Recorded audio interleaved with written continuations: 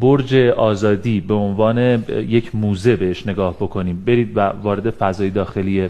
برج آزادی بشید، یه اتفاق خیلی جذاب رو میبینید.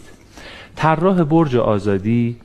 در دو قسمت برج، اگر از وسط برج رو به دو قسمت تقسیم بکنیم، تقارن در همه بخش ها حفظ شده که در واقع یکی از اصول معماری ایرانیه، به غیر از یک نقطه در برج و اونم در راه پله های خروجیه، یعنی مسیری که آسانبر نیست، شما رو پله ها میایین پایین و یک دریچه خیلی کوچیکی رو درست کرده و کمی این دریچه پایین تر از حدیه که انسانی که وایساده بتونه از درونش بیرون رو ببینه. یه نکته ای داره، همه که دارن رد میشن دلا میشن ببینن اون تو چیه.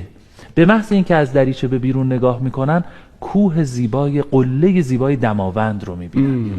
و میگن طراح برج آزادی این کار رو کرد که هر خارجی که اینجا میاد به نماد استقامت ایرانیان سر تعظیم فرود بیاره و مجبور بشه تعظیم کنه برای دیدنش. خیلی قشنگه.